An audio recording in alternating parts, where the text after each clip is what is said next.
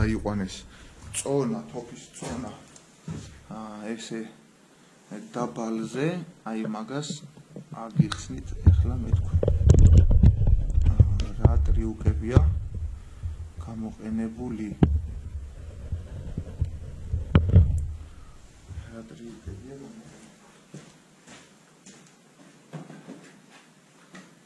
ავშავთ, თოფი იშლება ესეთნაირად.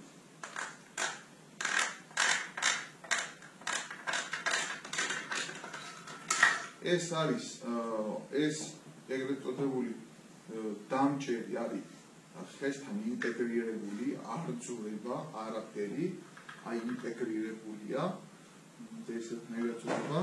შემდეგ აქვს ესეთი დამჭერი შაიბა, რომელიც შაიბა ციცით ჭერს ლულას და მექანიზმს და ყველაფერს, უბრალოდ ეს დამჭერი იჭერს ცევიოს კრავს თოფის კალაპოტთან მიმართებაში და ეს დამჭერი კი ლულას იჭერს თოფთან მიმართებაში. ძალიან სასიამოვნოდ მუშაობს, ძალიან სასიამოვნოდ.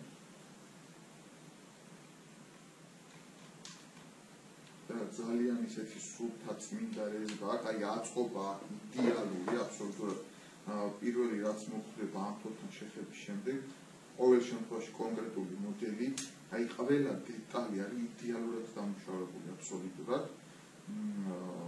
აი გრძნო უფრო ნაფიქრია და ნაწვალებია და შესრულებულია. ეს ეგრეთ წოდებული ტყუში,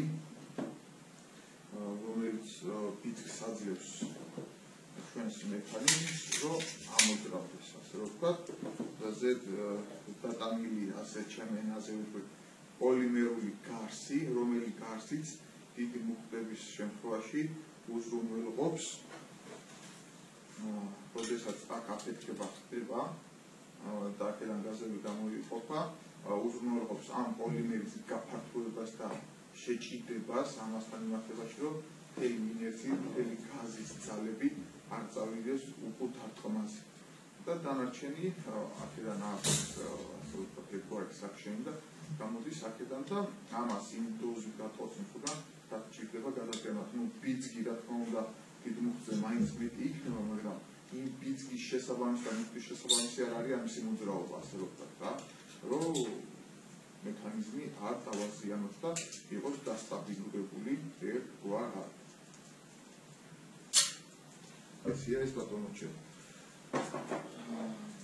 თავად კონკრეტულ ამ ორ ღეროს რაც შეეხება, აქ ძალიან საინტერესო რა არის, ესეც ჩვენი რაცურება ძალიან მყარად არის უბრალოდ ისე. ეს ახლა სტანდარტული წყობაა, სოლისებური ჩანკეტი, აი ამოდის, რომელიც ლულასთან მიმართებაში კეტავს თოფს და უკუბიცის შემდეგ გადის ისევ წინ.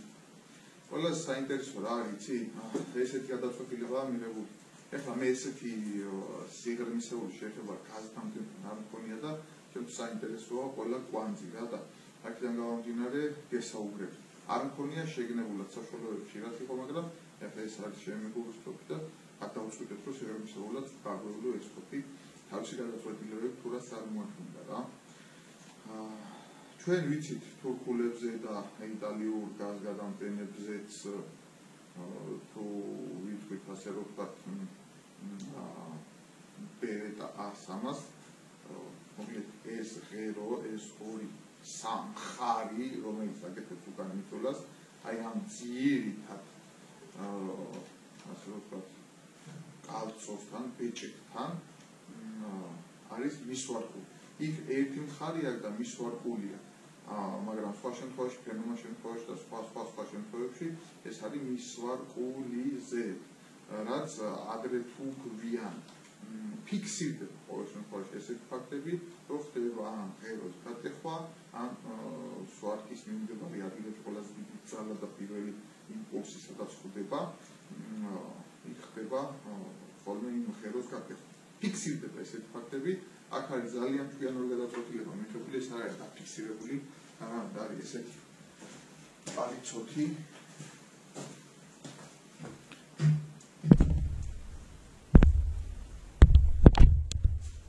აი, უყურეთ, როგორი კალი ცორგოლით არის და ეს მოძრავია, რომ არ იყოს ხისტი, კვანცი. და ეს ისეთნაირად ზის ამაში. აი, უყურეთ, ორ კვირს შუა თვითონ ეს დეტალი, რომ რა ფუნქციას უნდა შეასრულოს, ასრულებს. და არ არის ხისტად გადამული, არამედ აქ მანევრის საშუალება, ასე რომ ვთქვათ, აი ამ კალცოს მოუჭერთ და ეს ამოხდება, ამოიტან ზევით და ცალ-ცალკე დარჩება. და ყველაზე აღსანიშნავი რაც არის და რაც ძალიან მოწონს ფაბარკში, ეს არის პოლირებული. ეხლა მე არ ვიცი ეს ნიკელია, ქრომია თუ უბრალოდ ესეთი ხარისხიანი პოლირება, მაგრამ არის პოლირებული, რაც გასროლის შემდეგ უმარტივესად იწმინდება და აი ჩაკვდომა რო იცის ჭუჭყმა და ჟანგმა ზედ ნამწვისა ის არაზრუს არ მოხდება. თავად კი თვითონ ამას შიგნითაც აქვს აღნიშნები, აი ის IT24, რო არის ფაბარმი, რო აქვს თავისი ნომერი და ყველაფერი არის თავის ადგილას, ანუ ყველა დეტალზე აქვს ნაფიქრი, ასე რომ ვთქვათ, რა. ესეც საინტერესო დეტალი გავიარეთ. შემდეგ ეს ამბარი ახლა ვის გვაქვს ფოლადის ხვეულა და საკვანძო საკითხი. საინტერესო რაც არის. აი ეს მილური მჭიდი, რასაც დარბის ეს დღიანი მექანიზმი, გაზო მექანიზმი, ასე რომ ვთქვათ. ამ შემთხვევაში მე სხვა თოფებზე არ მინახე არ მქონია შემთხვევა. კონკრეტული მოდელის შემთხვევაში, რადგან არის 3 კილო, აი ეს არის ალუმინის. მოკლედ რო ვთქვათ, არ ikravs მაგნიტს, ეს არის ალუმინი.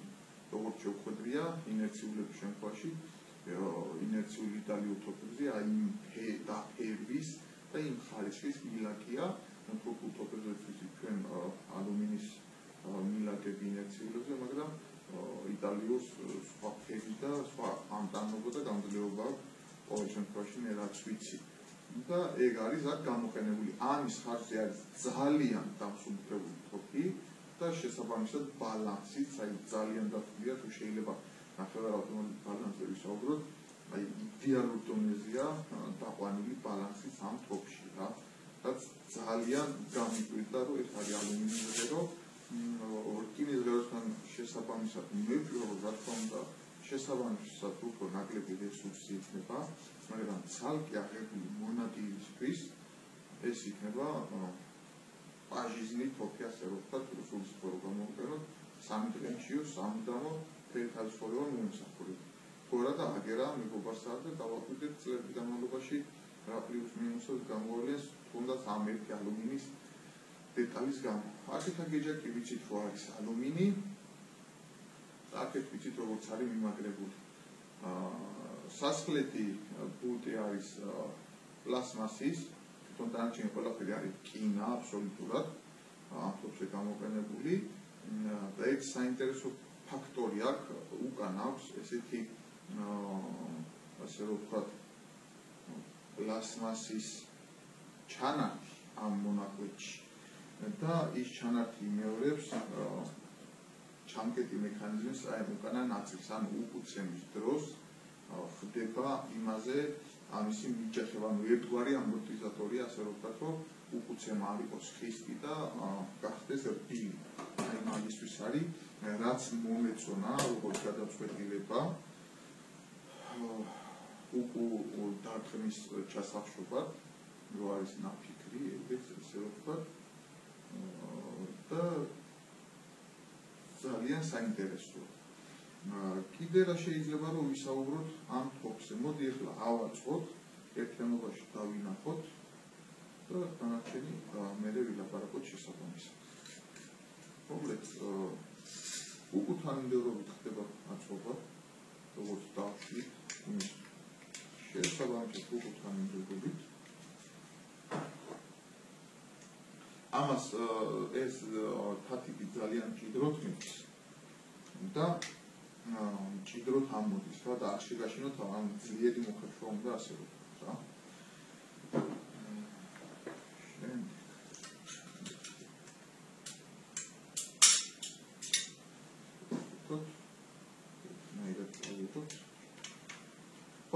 რისი თქმა მინდოდა ამომგდები კბილის ექსტრაქტორი აქვს დაზამბარებული და რბილი ზამბარა, რაც ძალიან კარგია. ესეც არის ჩვენებურად ვთქვათ მონიკელებული, რაც დაბინძურებს რომ გვიცავს.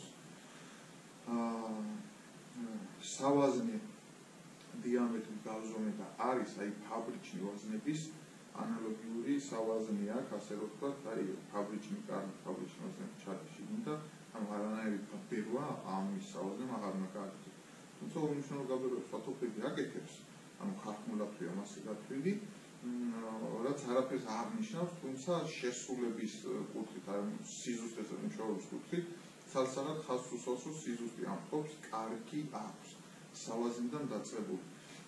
კაი, სანამ ავაწვევ ბარემ ლულაზე რაღაცეები ვისაუბროთ, ესე იგი ამ ლულის დიამეტრი გავზომე და ამ ლულის დიამეტრი იყო, ესე იგი მე ხო ეგრეთ წოდებული ცალფატყვით ზომავ ხოლმე ამის დიამეტრს ამ შინ გავატარებ, გამოვიღებ და მე შტანგელი ვზომავ და ჯერ იმ ტყუის დიამეტრს, ანუ პროფილს ღებულობს ლულისას და მე გაზომავ და ხვდები უკვე რამდენიანი გაბურვა აქვს ლულას. არასდროს არ შემოწდავარ სპეციალურ საზომებთანაც შედარებული ხოლმე ეს საშუალება და ყოველთვის ზუსტად გამოვსულო რა. და თვითონ ამ ცალფა ტყუას უნდა 18.6 გარე დიამეტრი ტყუას. რო ჩავაგდე ლულაში, ანუ კონუსი აქვს ძალიან გრძელი ამას, აი თვალში თქო რომ ძალიან გრძელდება ის სიშავე როგორ ის დაახლოებით 3 სანტიმეტრზე და რო ჩავაგდე ეს 18.6 დიამეტრის მქონე ტყუა, წავიდა და სადღაც აქ გაჩერდა. აი აქ, ან მანამდე ლულას ეყო ასე რომ ვთქვათ დიამეტრი, რომ ეს 18.6-იანი ტყუა გაეტარებინა, ანუ აქამდე მოდის 18.6, მე როგორც ვიცი 18.7, 18.8 იწყება კონუსის გადმოლახვის შემდეგ ლულის გაბურვა და მოდის დაბლა. აი ესეთი იმას რა კონუსურად მოდის პატარავდება და შემდეგ აი 18.6-დან დაიწყო შევიწროება, ანუ ჩოკი 8 სანტიმეტრის აქვს. დაახლოებით სადღაც 15-დან 18 სანტიმეტრის სიგრძის ლულა არის უკვე 18.4-ზე ჩამოცაკდა შემოაწევი და რო გამოვატარე, ანუ 17 სანტიმეტრი დარჩა გასავლელი ჩოკამდე. შემდეგ ტყუა სადაც გაჩერდა ამ ლულაში. და რო გამოვატარე, ზუსტად მივიღე 18.4. ამ ისა რა ქვია ლულის დამთავრება და შესაბამისად ჩოკების თან წყობაც არის ლულის ბოლო შევიწროების შესაბამისი და არა თქვათ აქეთა დიამეტრის შესაბამისი, არამედ აქ ის 17-18 სანტიმეტრი რაც ჰქონდა, დარჩენილი და იმას დიამეტრის დაიჭირა, იმის შესაბამისად არის ჩოკების შევიწროება. ეხლა ვისაუბრებ ჩოკებზე და მის მახასიათებლებზე, ძალიან საინტერესო ის არის რა ქვია მახასიათებლები რა ესე რომ პირველად ნახე ჩოკში მასეთი გადაწყვეტილებები და ძალიან დამაინტერესდა და მინდა რომ თქვენს გითხრათ რა. ყველაფერი ეს უბრალოდ დავაწვევით. აქ აქვს ესეთი აი 3 აბილი აქვს, რომელზეც დრეშოტკისებურად იკეტება წკაპა-წკუპით რა და 3 წვერის ფიქსაცია ხდება ამ დამჭერზე, აი ზევიდანაც არის ნაჩვენები, თუ რა დიამეტრებით არის დაცილებული და აქ ბევრი წერტილებია ხუგენდან და აი ამ 3 წერტილში ფიქსირდება საერთო ჯამში. ერთზე კი არა 3-ს, რომ ამისი მოშვება არ მოხდეს არც ერთ შემთხვევაში, არც ერთნაირ ვაზნაზე. ვაზნაში გულისხმობა სიმძლავრე რა თქმა უნდა.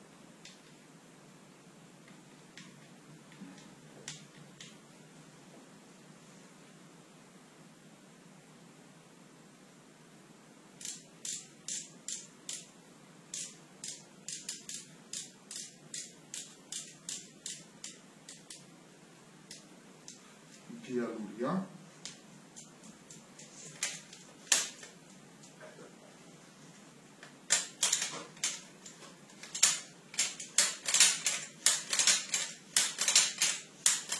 საათით მუშაობს ყველაფერი.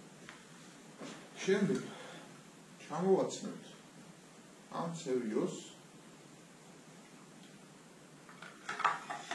ჩვეულებრივ უკომფორტულესად ჩამოდის.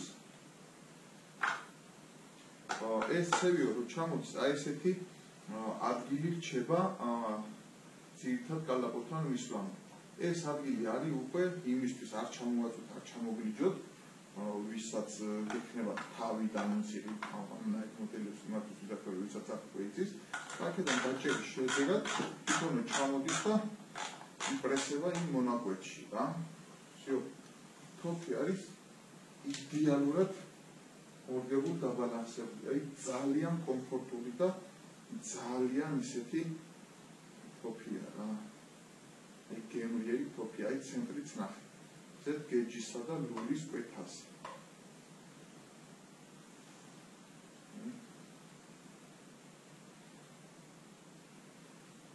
ბიჭოს ზევან გავაჩერე. გეჯისა და ლულის კვეთასი არის პირდაპირ გაჩერებული. ძალიან კომფორტულია, ძალიან, აი ვერ გეტყვით უნდა მომწონს რა ვქნა ახლა. ვერ მაინც შენ ყველაფერი მომწონს და დაგოგებინე ბულბულა რომელი ვარ რა და ეგრე არ არის ბიჭები, ვარ შეიძლება თოფში გამიხილო ისი აწყობის ხარისხი.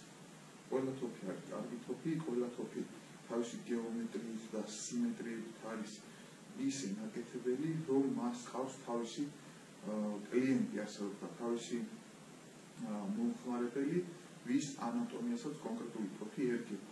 და უნდა იყიდოთ ისეთი თოფი საშუალების შესაბამისად, როგორც გერგება თქვენ, თორე რო იყიდოთ რაღაცაზე იდეალური შესრულების თოფი და თქვენ ანატომიას არ ერგებოდეს, დამიჯერეთ რომ ერანაირ შედეგს ვერ დადეთ, იმიტომ რომ თავში გაზულეთ, უბრალოდ გეცოდინება რომ რაღაც კიდევ თოფი გავია ხელში, მაგრამ შედეგი არ იქნება და როგორც შედეგი არ იქნება, თოფზე დაგეწყება გულის აცრუება. მოკლედ ესეთი თოფია ეს, ხო, იმაზე გავხსენეთ და თოფის წონა ვერს ხლიტავს სასხლეთს, აი ჩვეულებრივ ჩერდება, წესით და რიგით უნდა სხლიტავდეს აუცილებლად, მაგრამ ვერს ხლიტავს და როდესაც ეს მექანიზმი დავშალე, ანუ ეს არის 2-0-ზე ახლო და დაგელაპარაკებით და თამბაჩვენთ.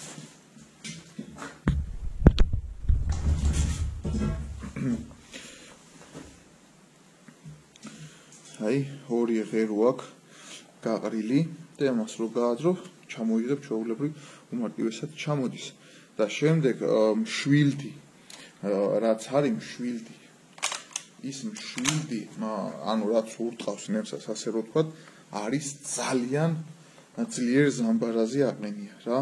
ან დარტყმა აქვს, აი ქვას გახეთქავს ნემსა, ისეთი დარტყმა აქვს რა და იმ ზამბარის სიმძლავრის შესაბამისად ვერ ხდება მარტივად დასხლეტვა თათიკის, თორე თვითონ ესა რა ქვია კბილზე ამოდება, საიდანაც ის უნდა დასხლდეს, არის აი ოდნა როგორც დაძრავდა, ეგრევე სხლდება, არანაირი გრძელი დიაპაზონი არ აქვს. უბრალოდ ხისტი ზამბარის ხარჯზე უჭირს დასხლეტვა, მაგრამ მე ვფიქრობ, რომ ამ შემთხვევაში არანაირი დანაშაული არ არის, პირიქით რაღაც დონეზე თავის დაზღვევაც არის. ხო, რაც შეეხება ახლა რა არის საინტერესო ამ თოფში კიდე, სხვა გაზდამტენებისგან განსხვავებით და ინერციულებისგან განსხვავებით, დამშვები ღილა კი არ აქვს აქედან, არამედ აქვს აქედან, რაც ცაციებისთვის ცალსახად ერთგვარი კომფორტია. ამ თოფი ხელში როცა გიჭირავს, ცერა თითით აწვევი აქედან და არა აწვევი აქედან ამ თითით. ეს არის ეგრეთ წოდებული ჭიდის ჩამკეტი, რომ ჩვენ აქედან რო დაბჭირდება, ამოვიღოთ ვაზნა და შევცვალოთ ვაზნა ლულაში. თორე როცა მჭიდში ვაზნები გვაქვს, ანუ მიაკ და მიაკ, როგორც ვიცით, გაზდამტენზე რა. ეხლა ამას ცოტა შევფერხდები და ვერ დავადასტურებ, მჭიდში როცა ვაზნებია, მაშინ ეს ღია არ გრჩება. ეს ღია არ გრჩება, ამას რო დავაწვევით, ჩვეულებრივ აქ ვაზნა გამოდის და მე შეტანა ხდება რა. ცარიელზე კი შეგვიძლია ღია მდგომარეობაში დავტოვოთ უსაფრთხოების მიზნით, რომ ვიცოდეთ, რომ არც მჭიდში და არც პირში თოფს ვაზნა არა აქვს. კიდე რა შეიძლება რომ ითქვას ამ თოფსზე? რა შეიძლება რომ ითქვას ამ თოფსზე? ძალიან სწრაფი აქვს ჩამკეტი და კიდე რა, ანუ ამასაც აქვს ფუნქცია, რომ უმტკივნეულოდ დავუშვათ. აი, რო წამოიღებთ პირველი ძლიერი შეფერხება რო გვხვდებათ, აქ უნდა გააჩეროთ ჩამკეტი მექანიზმი, თათიქს მოუჭიროთ ხელი და გაუშვათ წინ. და ჩვეულებრივ ხდება აი, უყურეთ. როგორ გაყოს თათიკი ახლა უკან? ჩვეულებრივ უმტკივნეულოდ მოხდა დაშვება. შემდეგ რაც არის საინტერესო ამ თოფში, ეს არის ჩოკების სტანდარტი. ჩოკების სტანდარტი. მოდით ამას ავიღოთ და აქედან განახეთ. ესეთი კარგი ის მოყვება. კარგი ქანჩი მოყვება, ასე ვთქვათ, 6 კბილა, და თვითონაც აქ 6 კბილაა. აი იდეალურად ჭდება და უმარტივესად ეჭირება და ეშვება, ასე ვთქვათ. ამ ჩოკის სიგრძე წარმოადგენს 8 სანტიმეტრს და 2 მილიმეტრს. ზედ აქ გვიწერია ჩვენ, რომ ეს არის 3 ჭრილიანი მედიუმი 5/10, რაც ნიშნავს ნახევარ ჩოკს, ანუ ჩვენ ხო ვიცით, რომ სრული ჩოკი ნიშნავს ლულასთან მიმართებაში 1 მილიმეტრით შევიწროებული. და იმისი უკუთვლა არის ეს, რომ ანუ 10 მილიმეტრი, ანუ 10 მისხალით არის, ასე რომ ვთქვათ, შევიწროებული, ჩვენებურად რო ვთქვათ, რომ 1 მილიმეტრი მივიღოთ ბოლოში, 1 ათეულად ხო იყო? და იმისი ნახევარია შევიწროებული ეს, ანუ ჩვენ რომ ნახევარ ჩოკს ვეძახით, სამჭრილიან ჩოკს რო ვეძახით, აი ეგ არის, მაგრამ რეალურად ამის ჩოკების შევიწროება შეადგინა გავყვეთ, ესე იგი 4 ჭრილიანმა ჩოკმა შეადგინა 0.25 შევიწროება, თვითონ 0.20 უწერია, მაგრამ რეალურად იყო ლულასთან მიმართებაში 0.25 რო გავზომე. 3 ჭრილიანი ჩოკი იყო 0.55 შევიწროება, 0.5 აწერია თვითონზე და ესა სრული ჩოკი ამ ფიქში რაც აყენია თოფზე. ეგ არის 0.95 შევიწროება, 0.9 უწერია თვითონ ქართულად შევიწროება და რაც ძალიან საინტერესოა. ძალიან საინტერესოა. ეხლა რა არის კიდე ამ ჩოკებში რა საინტერესო თვისება აღმოვაჩინე კონკრეტულად. ძალიან საინტერესო თვისება აღმოვაჩინე. ესე იგი 4 ჭრილიანი ჩოკის უკანა დიამეტრი არის რეალურად ლულის საწესი დიამეტრის მქონე რა, სადაც საფანტის მქონა გადადის, ასე ვთქვათ, და მე იწევს დავიწროვებას და ჩამოდის 0.25-მდე და შემდეგ ხდება ესეთი საინტერესო რაღაცა, რომ ჩოკის ცხვირთან კი არ არის 0.25, ჩოკის ცხვირიდან უკან 1 სანტიმეტრით უკან მთავრდება შევიწროვება, ანუ მაქსიმალურ შევიწროვებას, აი პიკს აღწევს, ანუ ესეთ კონუსურად მოდის და 1 სანტიმეტრით უკან გადის 0.25 შევიწროვებაზე და იქედან წინ დარჩენილ 1 სანტიმეტრში იწყება ისევ, როგორი კონუსური დავიწროვებაც მოდის, ისევ კონუსურად იწყება გაშლა და ეს 1 სანტიმეტრი არის რეალურად წინა ცხვირი არის უფრო გაშლილი. ანუ ცილინდრის დონეზე ჩამოდის წინა ცხვირი, რა. მე ვფიქრობ, რომ ზოგადად ხაბარნებს, რომ აი ულამაზესი გვალწრეს რო აკეთებენ, არის ზუსტად ამ პრინციპის დამსახურება, რომ რეალურად ჩოკის დასაწყისიდან დასასრულამდე 7 სანტიმეტრში რეალურად მთავრდება შევიწროვება და იმ 1 სანტიმეტრში ხდება მერე ასე რომ ვთქვათ, მსუბუქი გაფართოება და იწყებს რა თქმა უნდა საფრანგეთისგან აიქიდან გაფართოებას და ეს პროფილი აძლევს იმ იდეალურ სიმბოლეს იმ ჯგუფს. აი ესეთი ძალიან საინტერესო და კარგი თვისება აღმოაჩინე ამ თოფის ჩოგზე და ძალიან დამაინტერესა. ჩვენ რა თქმა უნდა გვექნება ამ თოფის ტესტიც და ვნახავთ რეალურად უფრო ღრმად ჩავატარებთ ამ თოფის ტესტს და ვნახავთ რეალურად რა შეუძლია შევადარებთ კონკრეტულად ამ თოფს და ჩემ თოფს ერთმანეთთან რომ ვნახოთ განსხვავებულ თოფებს შორის ხარისხის შესაბამისად რა. მერე საინტერესო რა იყო კიდე სამჯერიანი ჩოკი რო ავიღე, ანუ ყველა ჩოკზე არის იგივე პრინციპი გამოყენებული აბსოლუტურად. ანუ პირველი 7 სანტიმეტრი არის რეალურად შევიწროება, მაგრამ როგორი შევიწროება უყურე 4 ჭრილიანის შემთხვევაში ეს ლულის დიამეტრის ხელა იყო დაახლოებით სადღაც 2 სანტიმეტრი, ანუ აქედან იწყება ლულის დიამეტრის ხელა და სადღაც 2 სანტიმეტრში უკვე შევიწროებულია გრძნով, ანუ მოკლებულია დიამეტრი და იკლებს და იმ 7 სანტიმეტრის სიგრძეზე გადის იმ ნომინალზე, რაც არის ჩოგზე მითითებული რა. მაგრამ საინტერესო რა არის, იცი რომ 4 ჭრილიანი შემთხვევაში ხო ეს ლულის დიამეტრის შესაბამისი იყო. 3 ჭრილიანი ჩოქის შემთხვევაში ამისი უკანა ნაწილიც, აი ეს საწყისი ადგილიც კი უფრო ვიწროა. ანუ ლულის დიამეტრის ნომინალთან ქვევით მოდის. ხო ხვდებით, ანუ ის თუ იყო 18.7 4 ჭრილიანი ჩოქის უკანა ნაწილი, ეს ამ შემთხვევაში არის უკვე 18.6 და ისე კონუსურად მოდის, ჩოკის წვერიდან 1 სანტიმეტრში მთავრდება შევიწროება და ხდება 0.55-იანი შევიწროება და მერე იმ 1 სანტიმეტრიდან ახამდე თუ მოვდიოდით ესეთნაირად, იმ 1 სანტიმეტრში საფრანგეთის ყონა იწყებს აი ესე გამოსვლას ჩოკიდან. და 4 ჭრილიანის შემთხვევაში თუ ეს წვერი ჩამოდიოდა ცილინდრზე, ამ შემთხვევაში ჩამოვიდა 18.2D. ანუ რეალურად შევიწროებული დარჩა ლულის დიამეტრთან მიმართებაში. დაბოლოება რაც აქვს ლულას იმის დიამეტრთან მიმართებაში შევიწროებული დარჩა.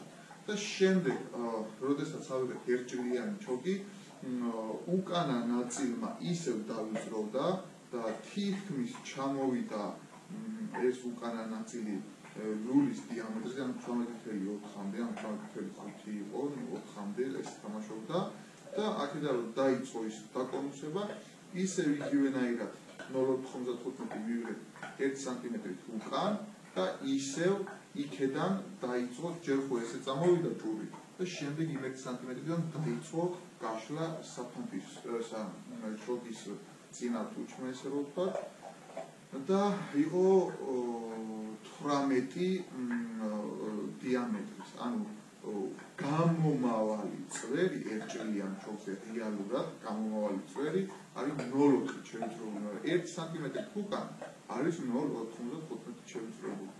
და აი ესეთი წამოსვლა და გასვლით მე ვფიქრობ, რომ ხდება საფრანგეთის ყონის დასტაბილურება, რომ აი ესე წასული საფრანგეთის ყონა მე ვფიქრობ, ცალსახად და ესე გამოწყობილი პირდაპირ იმპულსურად შეიძლება ყონაში ხდებოდეს გადაყვანძო საფრანგეთის, ანუ პროფილი ლულას ესეთი არის და მე ჩოქშიც მოვიდივარ ამ პროფილით, ანუ საფრანგეთის ყონები იმპულს ანუ მიმართულების იმპულსად ინარჩუნებენ რაღაც აი ესეთ ერთმანეთის საპირისპიროდ მიმართულ ენერგიას, ასე რომ ვთქვა და გამოსვლის შემთხვევაში ერთმანეთზე აი შეჯახების ფაქტორები ხდება, ასე რომ ვთქვა, ანუ ერთმანეთის გადაფრება ხდება, რაც უკვე არათანაბარი ენერგიის განაწილების წინაპირობა ამეთონ გითხავთ და იმიტომ ახალმა მოხდება მეტნაკლები შერწევადობები საფრანგეთის სხეულში და ამ შემთხვევაში ხობარის შემთხვევაში თუ გახსოვთ ამ სიტყვას დავტესტეთ